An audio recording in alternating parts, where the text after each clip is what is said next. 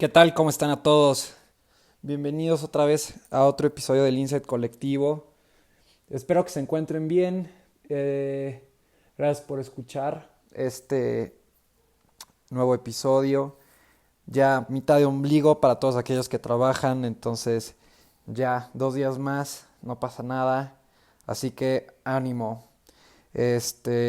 Y bueno, hoy quiero hablarles acerca de un tema que a mí en lo personal se me hace muy interesante y es un concepto de la psicología muy básico, pero una vez que lo aprendemos, pues podemos quizás entender diversos temas que nos interesen. Y pues ese tema es acerca de las neuronas y cómo las neuronas funcionan y también algunas partes como esenciales de nuestro sistema nervioso. Y el sistema nervioso por lo general se comprende como pues la médula espinal o la columna y pues nada más. Pero no, el sistema nervioso implica también pues todo lo que es el cerebro, igual la médula espinal y pues la columna, etcétera, etcétera. Entonces no solamente es eh, esta parte que tenemos en la espalda como comúnmente se cree. Pero bueno, vamos a comenzar con este podcast. Entonces vamos a buscar la neurona. Neurona. Y dice, es la célula del sistema nervioso formada por un núcleo y una serie de prolongaciones, una de las cuales es más larga que las demás. Y les voy a explicar primero cuál es la estructura de una neurona para que, pues, bueno, en consecuencia podamos entender, pues, cómo funciona. Porque si no sabemos como qué parte es cuál, es un poco difícil entender cómo, pues, funcionan las neuronas y cómo se comunican entre ellas, etcétera, etcétera. Entonces, pues bueno, la neurona pues es esencial en el funcionamiento cerebral y pues en la vida cotidiana. Y pues bueno, hay diferentes neuronas de diferentes tamaños, de diferentes formas y también hay neuronas que tienen diferentes funciones y todas presentan una estructura muy similar a pesar de que hay unas que son diferentes como había mencionado. Y pues todas las neuronas, vamos a ver si encontramos. Esta imagen está muy buena. Ok. La estructura general de la estructura general de la neurona. Todas las neuronas, a pesar de sus diferentes variaciones, tienen un cuerpo celular y se llama el soma. El soma es esta parte que está alrededor como del núcleo, bueno, de hecho se llama el núcleo, la parte del centro. El soma. También todas las neuronas tienen algo que se llaman las dendritas. Las dendritas son estas como ramas que están alrededor de todas las neuronas. También tenemos la parte del axón. El axón es toda esta parte como pues larga, o sea, como toda esta rama gigante de la neurona y también todas las neuronas tienen algo que se llaman botones terminales. O bueno, aquí también se les puede decir botones sinápticos, como son estas igual como ramitas que están a lo largo de terminando el axón. Y bueno, ¿para qué sirven estas partes esenciales?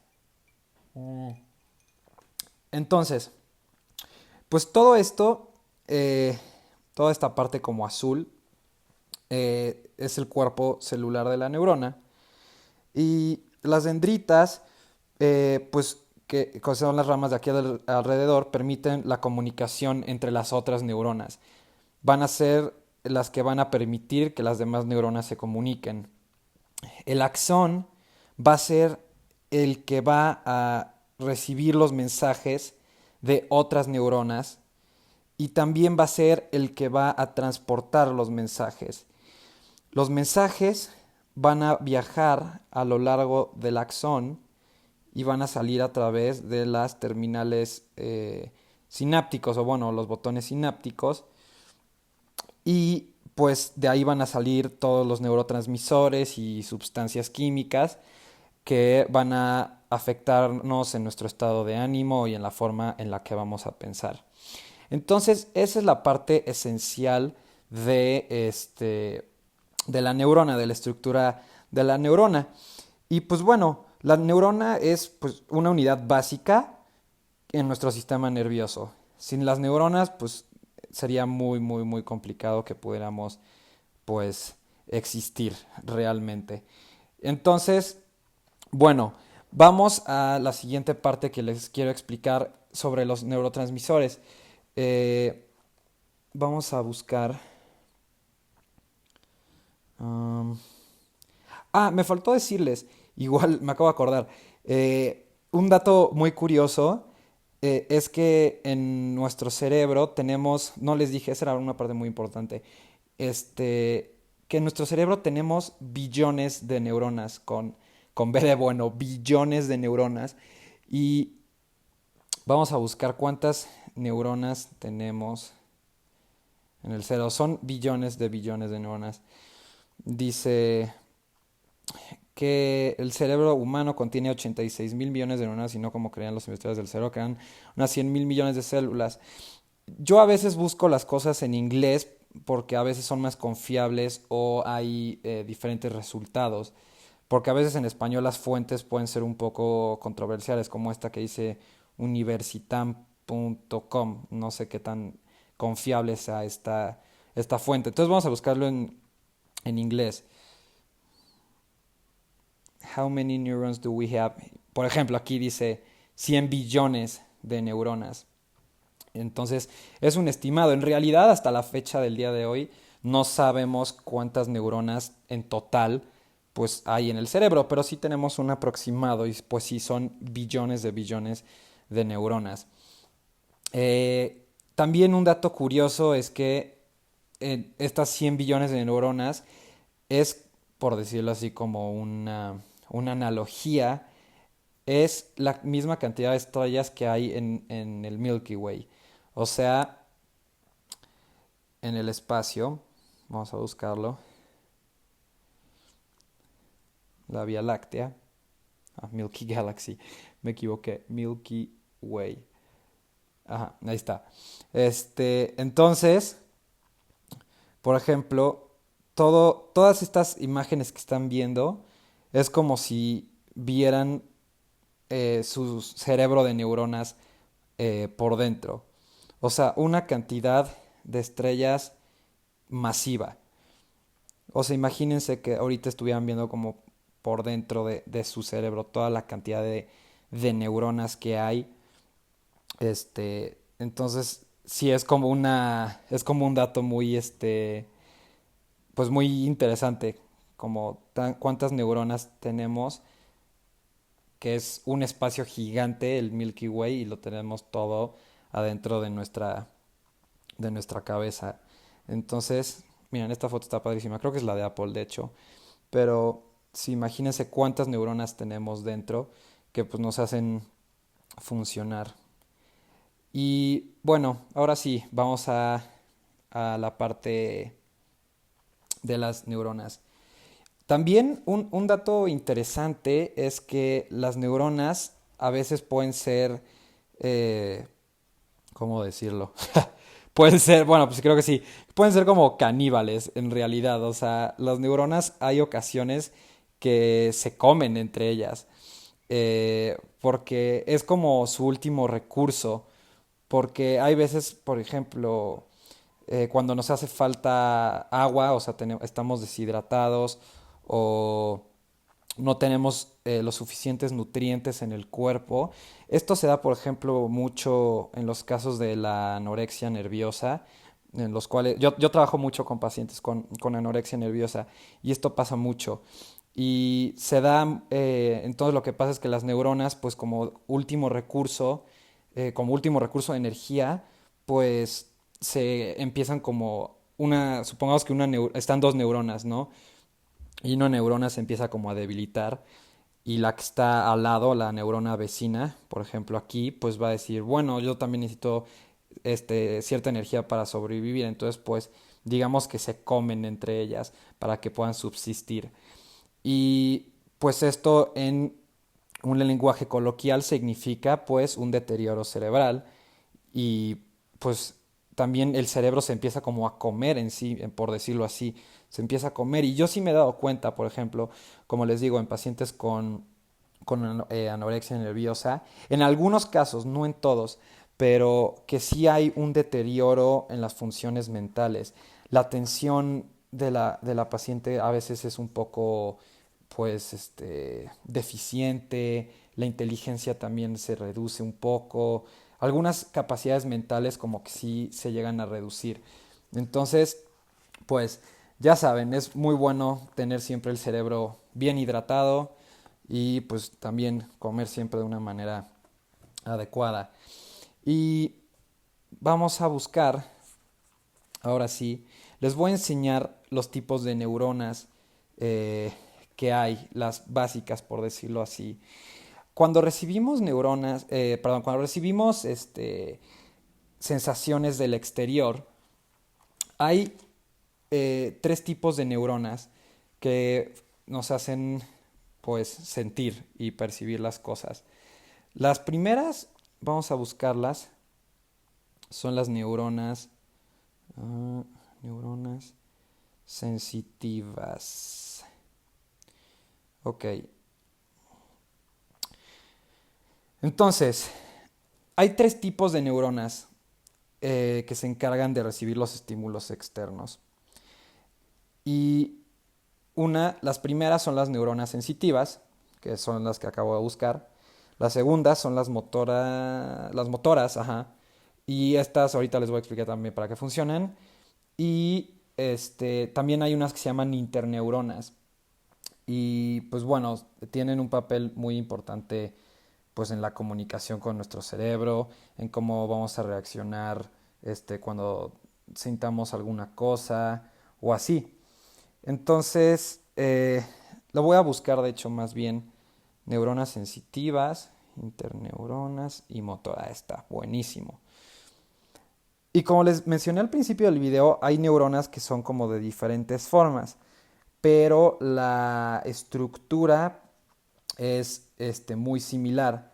Entonces tienen pues diferentes funciones, pero la estructura al final de cuentas, aunque sea diferente, pues es la misma. Y las neuronas sensoriales son las que se van a encargar de recibir la información que ingresa a través de todo nuestro cuerpo. Los ojos, los oídos, la piel, los botones gustativos, el olfato. Entonces, son las neuronas que se van a encargar de recibir la información. Es esta chiquilina de en medio, sensitiva. Entonces, esa va a ser la que se va a encargar de recibir los estímulos. Estoy buscando alguna imagen para ver si podemos poner como algún ejemplo. Pero bueno, si no encontramos una, ahorita lo explico. Entonces, la primera es esta neurona sensorial o sensitiva.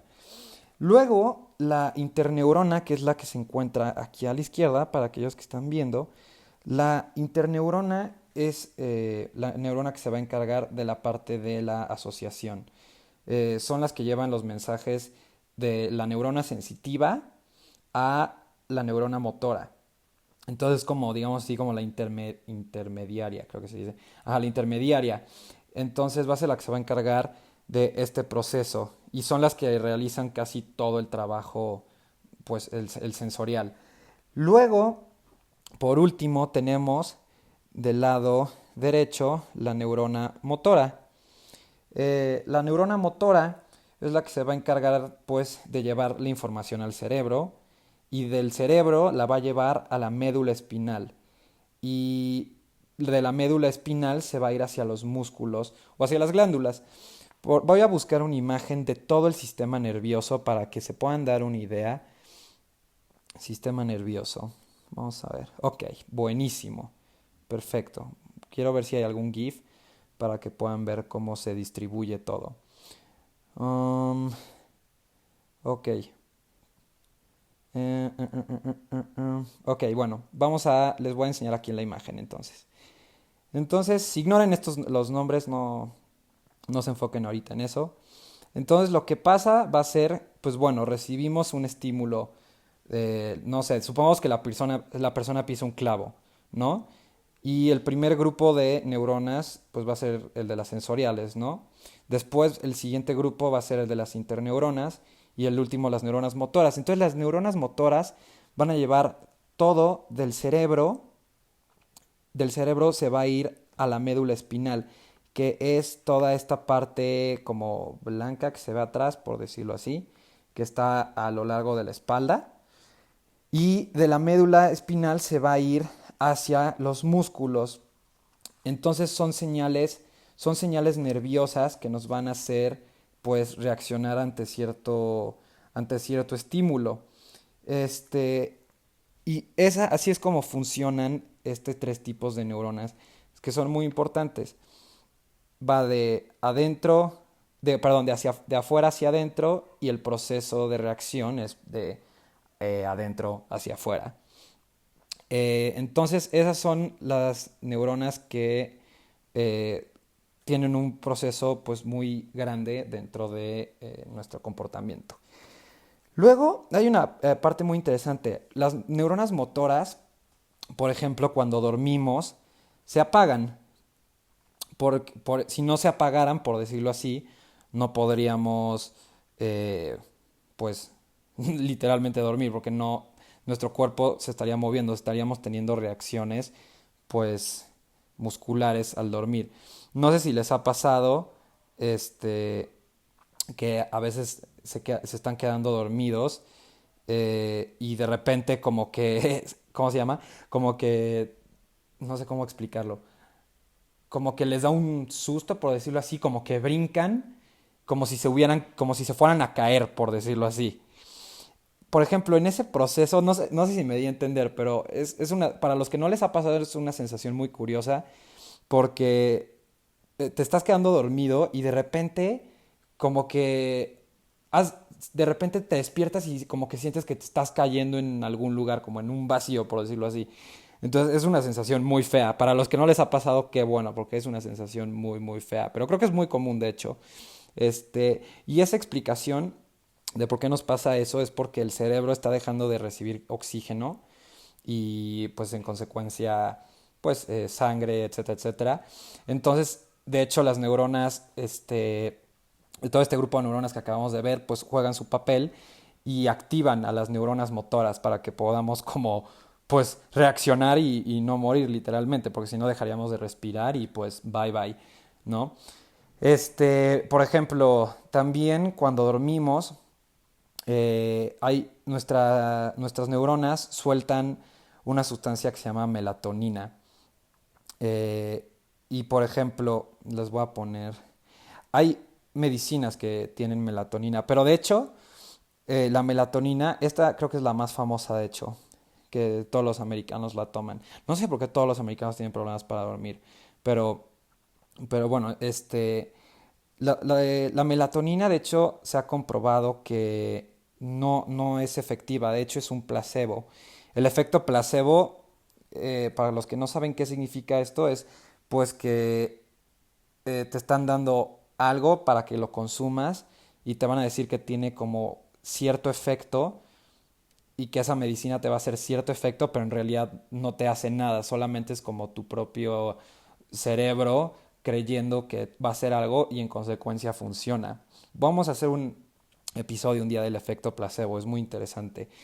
Y de hecho esto yo lo vi sobre la melatonina, que es mito esto de que la melatonina te deja dormir. Lo vi de un psicólogo del sueño muy muy bueno que se llama Matthew Walker. Es un excelente psicólogo. Si un día lo pueden buscar y leer sobre él, es muy bueno. Dice, Matthew Walker es un científico británico y profesor de neurociencia y psicología en la Universidad de California, Berkeley. Su investigación se centra en el impacto del sueño en la salud humana y las enfermedades. Anteriormente fue profesor de psiquiatría en la Escuela de Medicina de Harvard. Y este libro, Why We Sleep, es un librazo, es un muy, muy, muy buen libro que te habla todo acerca del sueño. Una de las cosas que menciona, que la verdad no es de las más importantes, es esto de la melatonina que les estoy contando, pero es un libro muy, muy interesante y te da consejos de cómo dormir, por qué no dormimos, cuál es la consecuencia de utilizar medicamentos para dormir, etcétera, etcétera. Y es muy, muy bueno. Si les interesa como investigar más o de él o escuchar algo así, hay un podcast muy bueno, que es el que dice Joe Rogan Experience con Matthew Walker. Este es un excelente podcast de 2 horas que hablan acerca de, pues, de todo su trabajo de Matthew Walker. Está muy, muy interesante. Entonces, vamos a seguir.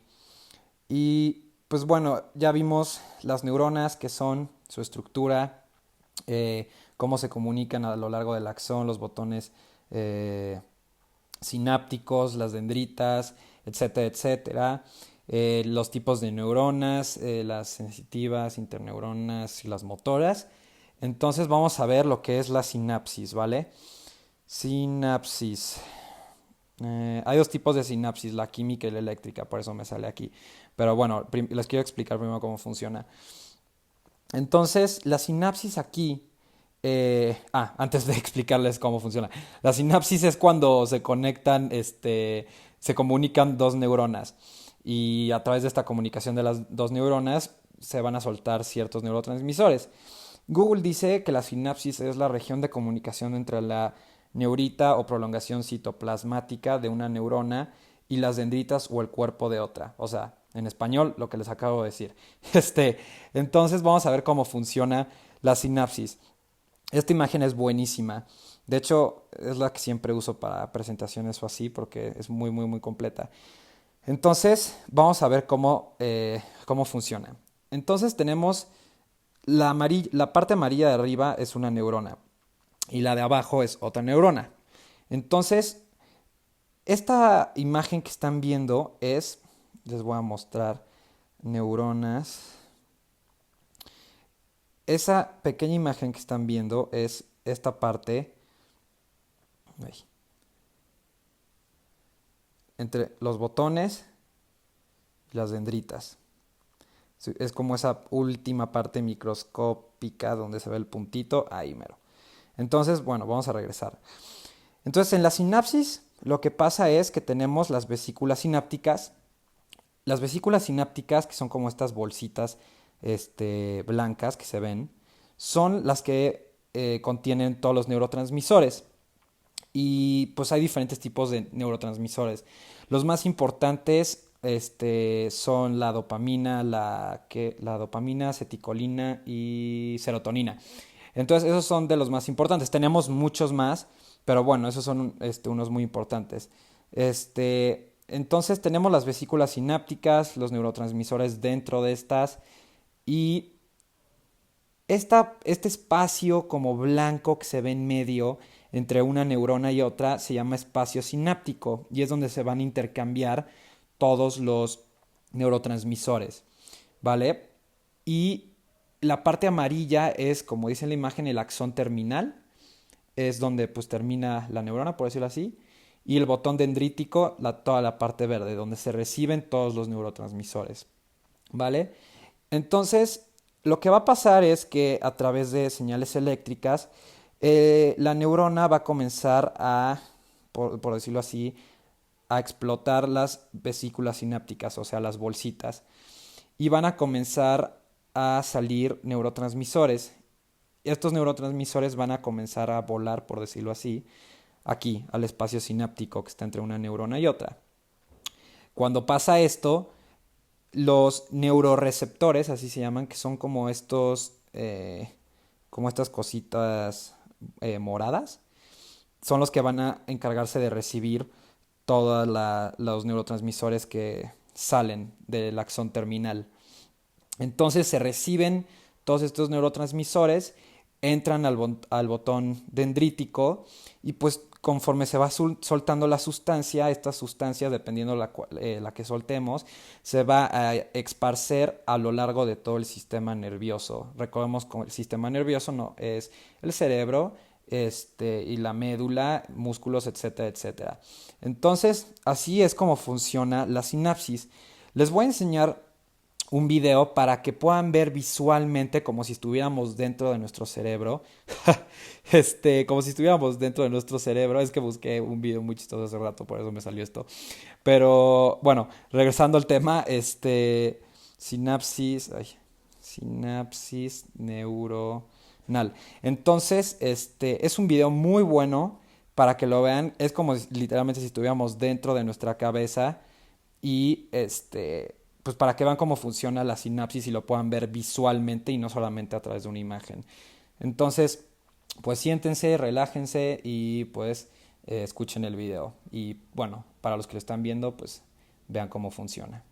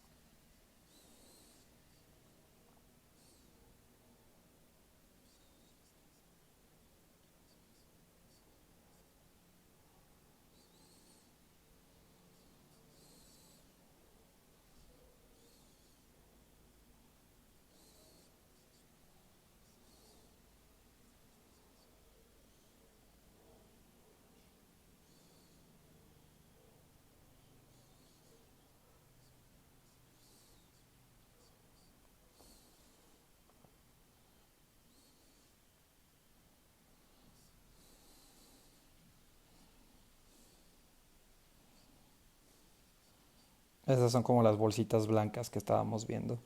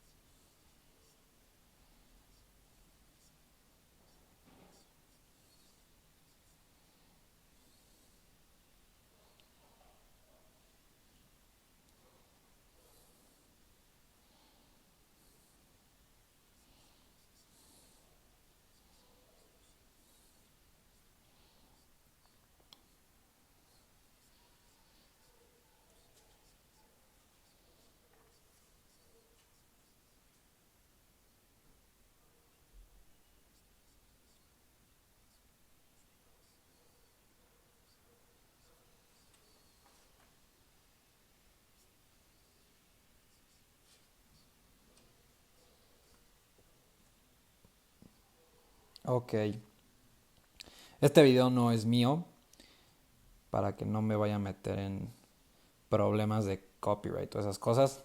Esto es de Josué Cabrera. Entonces, este video no es mío, ¿vale? Pero se los quería mostrar para que vieran cómo pues funciona visualmente toda esta parte de la sinapsis. Está muy, muy interesante, ¿no creen? Está muy, muy padre todo esto de la sinapsis. Entonces, bueno, ya vimos neuronas, ya vimos cómo funcionan, neurotransmisores, sinapsis, etcétera, etcétera. Entonces vamos a la siguiente parte donde se encuentran estas neuronas, lo cual va a ser pues el cerebro.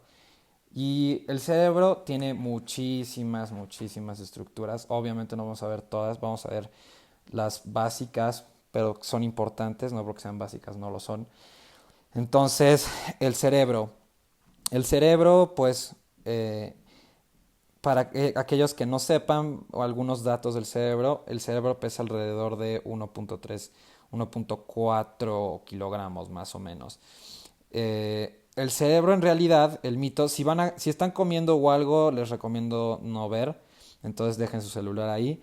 Este, el cerebro por lo general se cree que es de color como rojizo, como se muestra en muchas imágenes por lo general.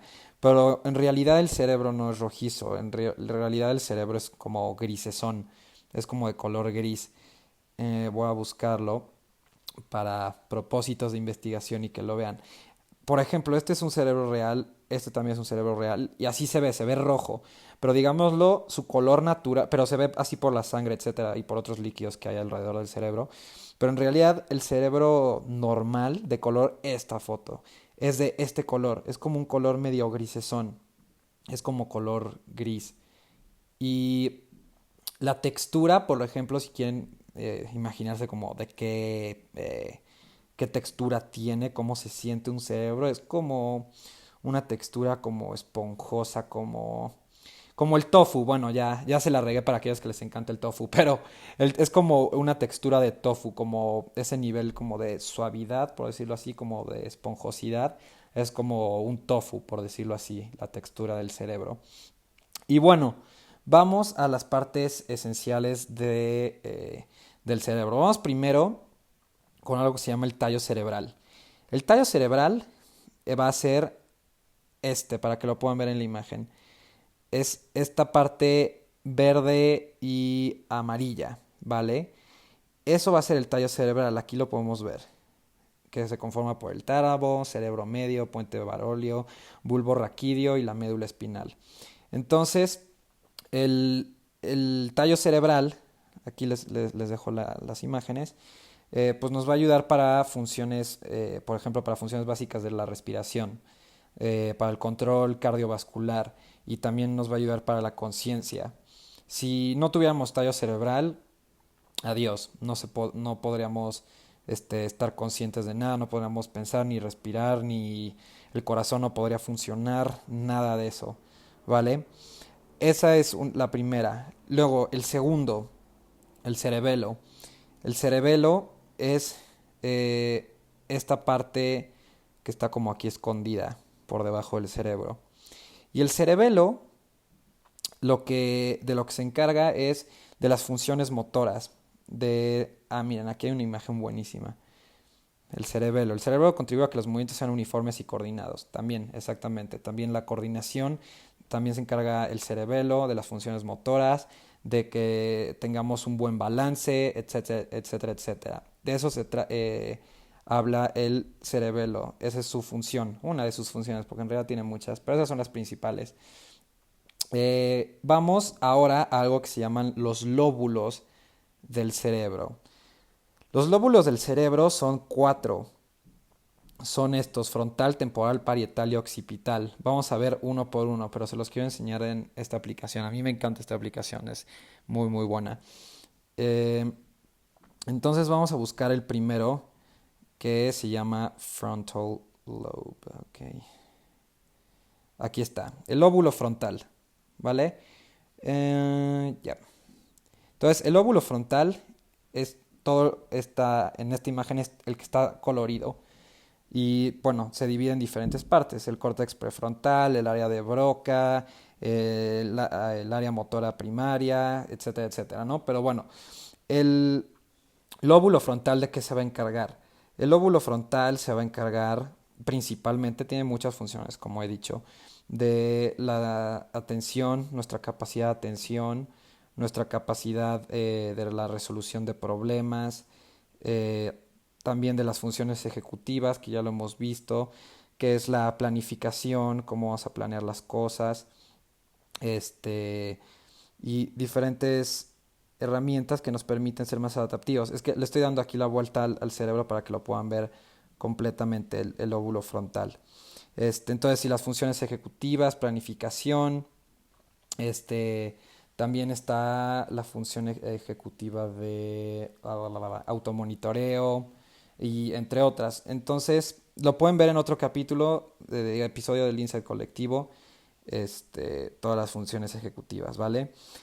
Esas son las principales. Me tengo que ir un poco rápido por el tiempo. Luego tenemos, muy importante también, el lóbulo temporal. Vamos a buscarlo.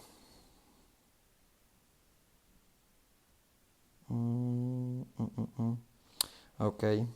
El lóbulo temporal, de lo que se va a encargar, una de sus funciones principales es la memoria.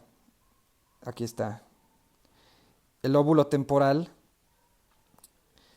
igual tiene muchas subestructuras y es toda esta parte que está del lado izquierdo del cerebro y también del lado derecho. Y se los estoy mostrando para que lo puedan ver completamente cómo se divide.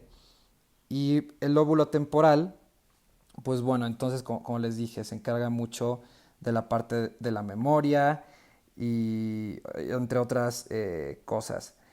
Entonces, em, el temporal también, también se me olvidó, esa es una importantísima, también se encarga sobre la parte auditiva. La audición es muy importante en el lóbulo temporal.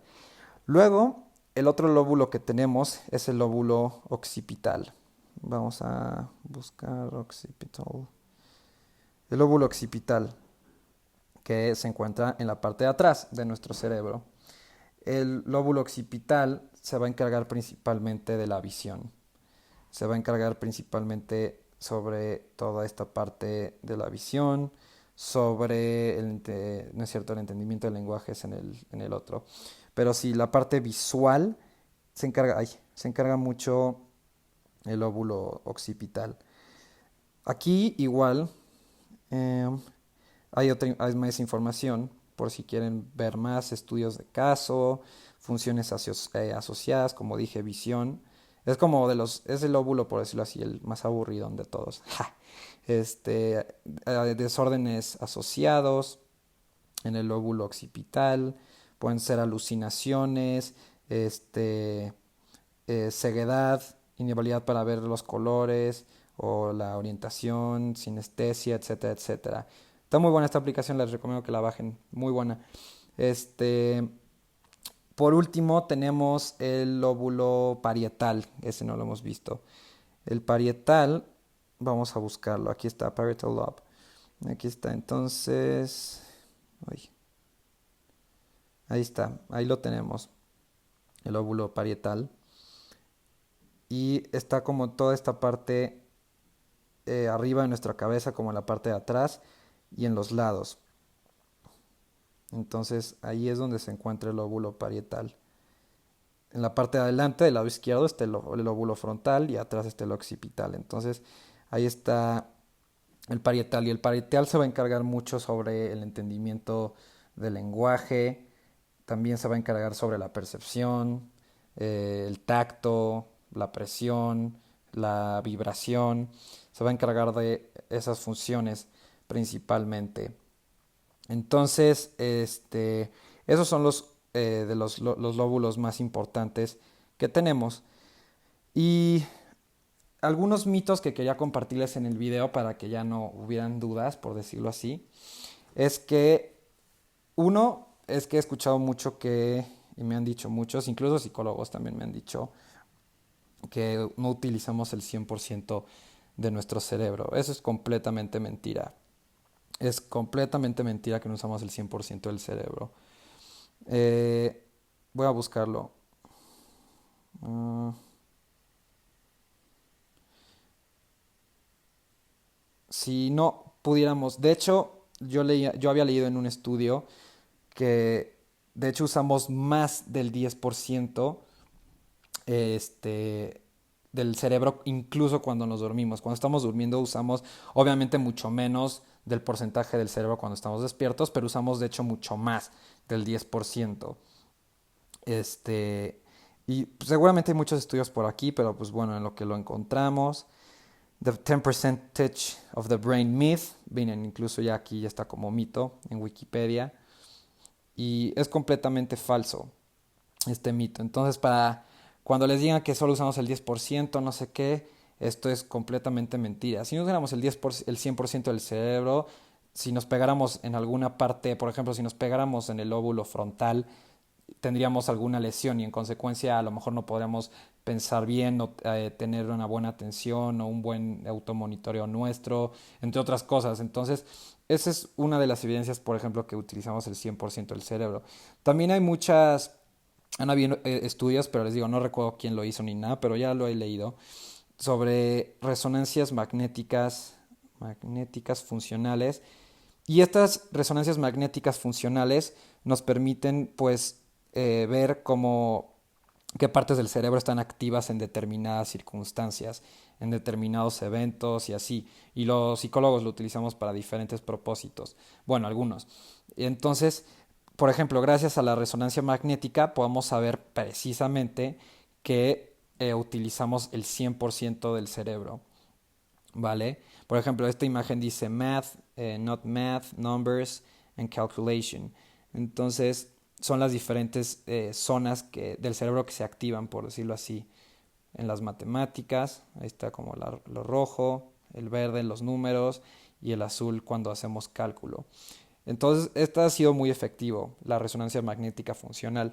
En otro episodio hablaré de todos los tipos de estudios cerebrales que existen, que están padrísimos. Entonces, pues bueno, quería quitar como este mito de que no usamos el 100% del cerebro, ¿vale? Ahora, para que quede como, por decirlo así, entendible, lo de los lóbulos, quiero que vean, que hagan este ejercicio. Les voy a dar un minuto para que hagan el cálculo, ¿ok? ¿Cuántos cuadros crees que hay en esta imagen? Tú que estás viendo el podcast. ¿Cuántos cuadros crees que hay? Cuéntalos. Les doy un minuto para que lo puedan contar. Entonces cuéntenlos. ¿Cuántos cuadros hay en total?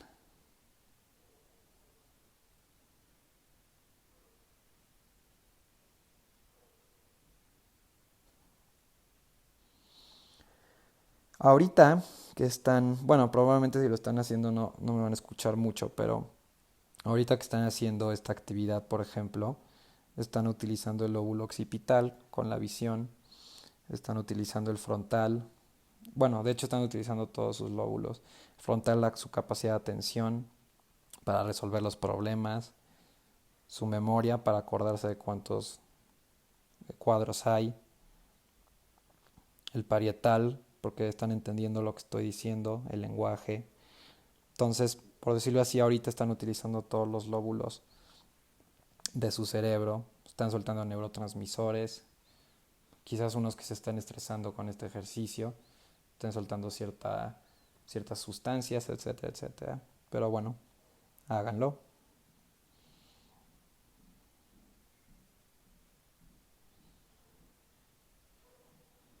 Les doy 10 segundos más.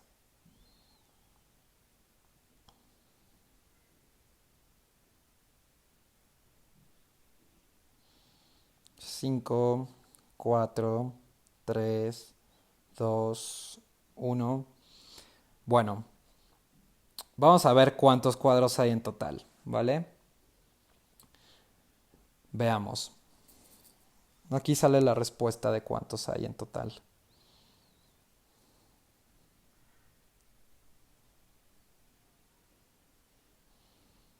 Entonces en el primer conteo tenemos 16 cuadros. Los dos del centro 18.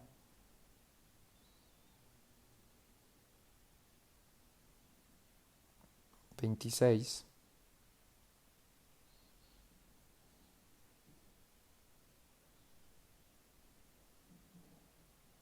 35. 39 y el más grande, el evidente 40.